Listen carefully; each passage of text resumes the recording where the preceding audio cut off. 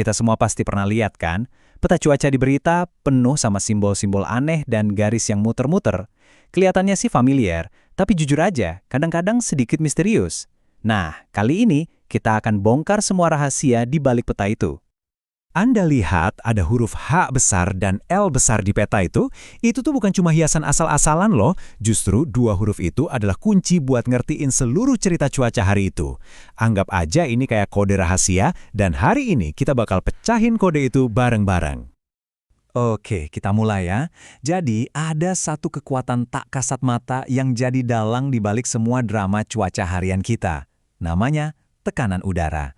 Kalau Anda paham konsep yang satu ini, wah, itu udah langkah pertama dan paling penting buat bisa baca peta cuaca kayak seorang ahli. Jadi, apa sih sebenarnya tekanan udara itu? Kedengarannya mungkin teknis banget ya, tapi sebenarnya konsepnya simpel. Coba deh bayangin ada tumpukan udara raksasa dari atas kepala Anda sampai ke ujung luar angkasa. Nah, berat dari semua udara yang menumpuk itulah yang neken ke bawah. Itulah yang kita sebut tekanan udara. Nah, perhatiin angka ini, 1013,25 hektopascal. Anggap aja ini patokan normalnya tekanan udara rata-rata di permukaan laut.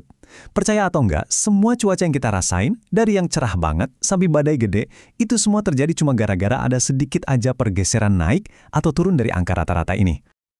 Oke, jadi kalau perubahan tekanan ini yang bikin cuaca, pertanyaan selanjutnya kan ya, apa dong yang bikin tekanannya berubah-ubah? Yuk kita lihat faktor-faktor utamanya. Ada 3 momen utamanya di sini. Pertama, jelas suhu. Udara panas itu lebih enteng dan cenderung naik, makanya tekanannya jadi lebih rendah.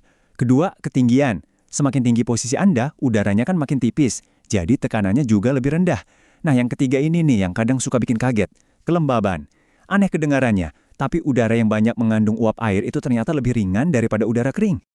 Jadi, gimana sih prosesnya? Gini ceritanya. Matahari yang jadi sumber energi utama kita manasin permukaan bumi. Udara yang ada persis di atasnya jadi ikut panas, terus mengembang dan jadi lebih ringan. Karena lebih ringan, udara ini ya naik ke atas. Nah, area yang ditinggalinya itu jadi kayak sedikit kosong. Dan itulah yang kita sebut sebagai area tekanan rendah. Nah, sekarang kita kenalan sama dua tokoh utama dalam drama cuaca ini. Sistem tekanan tinggi yang kodenya huruf H dan sistem tekanan rendah dengan kode L. Keduanya ini punya sifat yang bertolak belakang banget. Biar gampang, kita pakai analogi simpel aja ya. Bayangin sistem tekanan tinggi itu kayak tutup panci raksasa yang berat, yang neken udara ke bawah dan bikin semuanya tenang. Sebaliknya, bayangin sistem tekanan rendah itu kayak vakum cleaner raksasa yang nyedot udara dari sekelilingnya buat naik ke atas. Jadi, kuncinya tuh di sini. Di area tekanan tinggi, udara yang berat itu turun ke bawah. Proses turunnya udara ini ngehalangin pembentukan awan. Hasilnya, cuaca cerah, langit biru, dan kondisinya stabil. Sebaliknya, di area tekanan rendah, udara yang lebih ringan itu naik. Pas naik, udara jadi dingin dan uap airnya berubah jadi awan. Nah, awan inilah yang akhirnya bisa jadi hujan atau bahkan badai. Simpelnya gini, udara turun artinya cuaca bagus, udara naik artinya siap-siap ada awan atau hujan. Terus angin gimana? Nah, angin itu pada dasarnya adalah cara alam buat menyeimbangkan diri. Udara itu secara alami ngalir dari tempat yang tekanannya tinggi dan penuh sesak ke tempat yang tekanannya rendah dan lebih lapang. Pergerakan udara inilah yang kita rasain tiap hari sebagai angin. Makin besar perbedaan tekanannya, makin kencang juga anginnya. Oke, sekarang kita lihat kenapa semua ini penting banget di dunia nyata.